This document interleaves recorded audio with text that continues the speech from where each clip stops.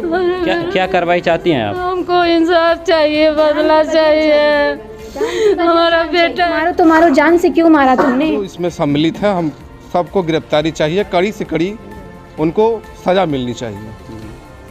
जिस तरह से वो लोग निर्मम हत्या किए हैं, ऐसे भी कोई हत्या की जाती है? जय हिंद, मैं अंजू मोदनवाल और आप देख रहे हैं वीसी खबर। आपको लेकर चल रही हूं चंदौली जनपद के अलीनगर थाना क्षेत्र के सिकटिया चौराहा, जहां विगत शनिवार की सुबह जाति विशेष के गुंडई और वर्चस्व के आगे बेरहम मौत का शिकार हुआ विशाल पासवान। हम आए हैं जनपद चंदौली के अलीनगर थाना क्षेत्र के सिकटिया गाँव में, जहाँ शनिवार के दिन दो पक्षों में खूनी झड़प हो गई थी और उस झड़प में एक युवक जिसका नाम विशाल पासवान बताया जा रहा है, उसकी हत्या कर दी गई थी लाठी डंडों से पीट कर, और उसकी उम्र महज 20 वर्ष बताई जा रही है। हमारी टीम ने घटनास्थल का दौरा किया, जहां तनावपूर्ण शांति का माहौल है। भरपूर पुलिस बल की तैनाती कर प्रशासन ये दिखाने की कोशिश कर रही है कि स्थिति नियंत्रण में है।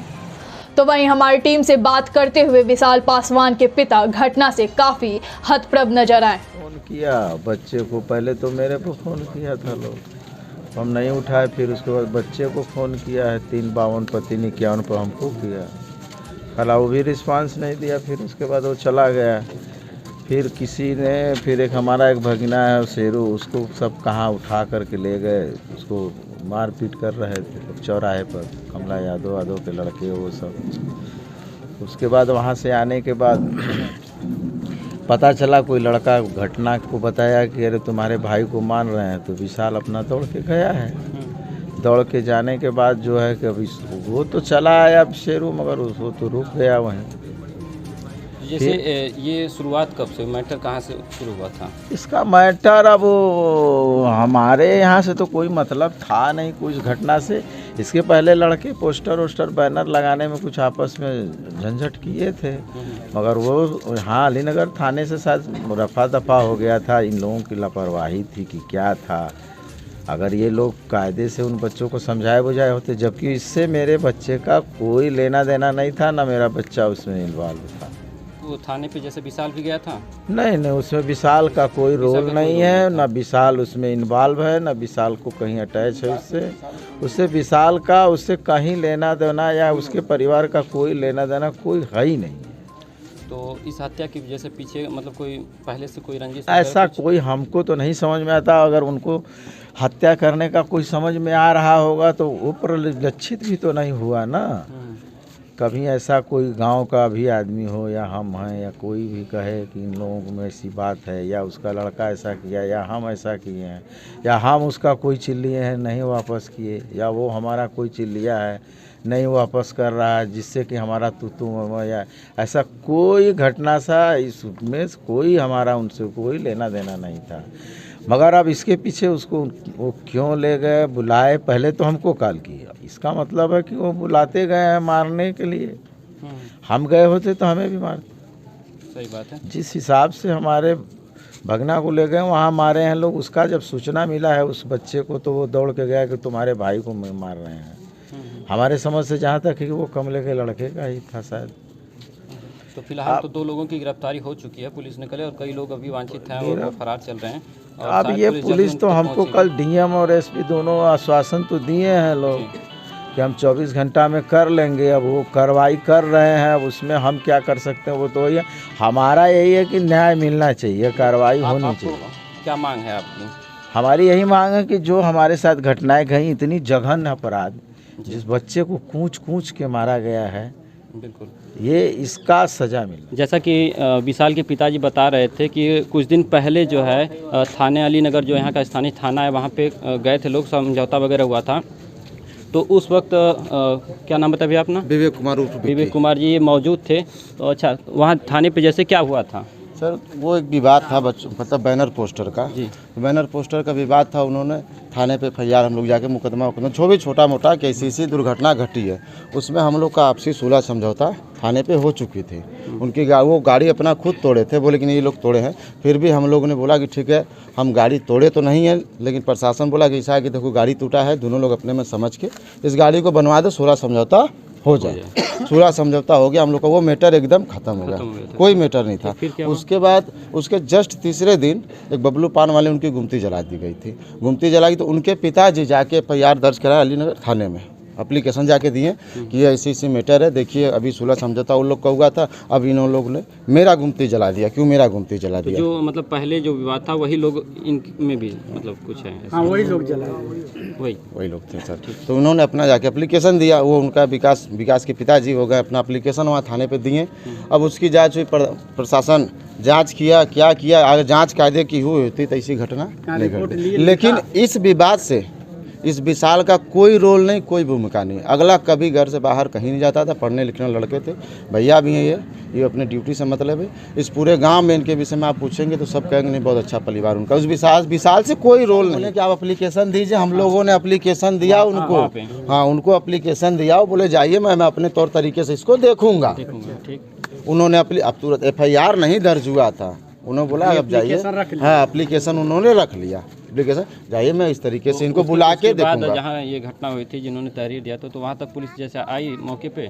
हम मौके पे इन लोग को पुलिस बुलाई थी, पुलिस बुलाई थी वहाँ? हाँ थाने पे भी ये लोग हाजिर हुए थे। उसके बाद वहाँ क्या बात हुआ, ये लोग अपने घर चले आए और उसके 2 दिन बाद ये घटना घटी। ये सबसे बड़ी घटना कि ये बुला के फ़ोन करके बुलाया जा रहा था। फ़ोन मुझे भी हुआ है, अच्छा फ़ोन मुझे भी हुआ है, मैंने प्रशासन को अपना मोबाइल भी दिखाया, फ़ोन मुझे भी हुआ है। पहला फ़ोन भैया को हुआ, उनके बाद इनके बेटा को। 5:30 बजे मुझे ये फ़ोन हुआ कि उनका लड़का कमला यादव का लड़का वो फ़ोन किया, चाचा काम के बाबू मैं घर पे हूँ। कहता ऐसा है थोड़ा सा चौराहे पे आइए, पापा बुला रहे और क्या नाम है शेरू भैया बुला रहे हैं, जो घर के भैया हैं जो इनको सब मार रहे थे बड़े वाले को, शेरू। हम कि ठीक है बाबू मैं आ रहा हूँ। हमको आते आते समय लग गया, कम से कम आधा घंटा लगा मुझे घर से। अब सो के उठे तुरंत भागे आएगी नहीं, आए तब तक मालूम चला ऐसे घटना। वहीं पुत्र को खोने के बाद विशाल की मां ने कहा बेटा तो नहीं आ सकता, मगर प्रशासन से आरोपियों के खिलाफ सख्त से सख्त कार्रवाई करने की मांग की है।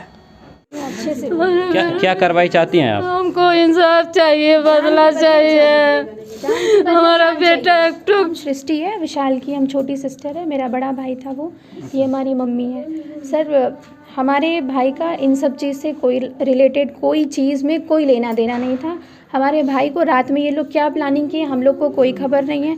सुबह हमारे भाई को पहले मेरे पापा को फ़ोन करके बुलाया गया, मेरे पापा ने फ़ोन नहीं उठाया। फिर मेरे बुआ के बेटे को बुलाया गया, उनको मारा पीटा गया। उसके बाद मेरे भाई को फ़ोन किया गया कि आइए आपके बड़े भाई को मारा जा रहा है। अब वो नींद में उठा, वो भाई का नाम सुन के कोई भी जाएगा, वो बाहर गया। और उसके बाद अभी हम लोग को घर में सबको पता लगा, अभी हम लोग यहाँ से नीचे ही जा रहे थे कि उधर से वो लोग पत्थरबाजी और डंडे से लेके सारे लोग को खदेड़ दिए। तो अब आदमी यहाँ कंट्रोल हुआ कि लेडीज़ को चोट ना लगे, किसी को गहरी चोट ना लगे, जेंट्स रोक दिए। फिर हमारे पापा ने पूछा कि हमारे बच्चे कहाँ हैं, कोई घर से बाहर तो नहीं है। फिर हम लोग बोला नहीं 2 बच्चे बाहर हैं। तो एक विवेक तो गया था टहलने, वो तो कहीं कटरे बटरे से दूसरे रास्ते से बच के आ गया। लेकिन जिसको फ़ोन करके बुलाया गया, उसको पूरी प्लानिंग के साथ उसको बुलाया गया, उसको 30-40 लड़के ने मिल के एकदम पूरा लेस फ्री होके उसको मारा गया है। पहले वो कमला यादव उसको बात में उलझाया, पीछे से उसने वार करवाया। जब मेरा भाई बेहोश होके गिर गया, उसके बाद उसको बिना मतलब निर्दयी क्या हम बोले उसको, जितना उनके अंदर गुस्सा था उन्होंने सब उसके ऊपर निकाला, सब एकदम मारा पीटा। फिर भी मेरे भाई के अंदर थोड़ी बहुत जान बची हुई नहीं बची मुझे नहीं पता। उसके बाद भी उनको चैन नहीं मिला, वो बड़ा पत्थर उठा के उसके सर पे पटक दिए। डेड बॉडी मैंने देखा था, हम लोग खुल के नहीं बता रहे हैं क्योंकि पेरेंट्स हैं, आप लोग समझ सकते हैं उन लोग पे क्या बीत रही होगी। लेकिन मैंने चेहरा देखा था, एकदम यहाँ से कुछ भी नहीं था पहचानने लायक। वो कमला यादव जिनकी दुकान जली है, वो उसकी दुकान में एक सामान नहीं था, उसने दुकान की सामान को निकलवाया अपने से, अपने घर में खुद से उसने आग लगवाई। उसके बाद ये प्लानिंग की गई, वहाँ कोई कोचिंग सेंटर है, वहाँ कैमरे को उसने पूरा टर्न करवा दिया ताकि कोई भी हादसा रिकॉर्ड ना हो, ताकि वो लोग फंसे नहीं। सारे कैमरे को बंद करवाया, घुमा दिया, उसका लोकेशन चेंज किया, पता नहीं मुझे। ये रातों रात इन लोग की प्लानिंग थी। और कुछ दिन हम योगी सरकार से यही अपील करते हैं कि हमारे भाई को न्याय मिलना चाहिए।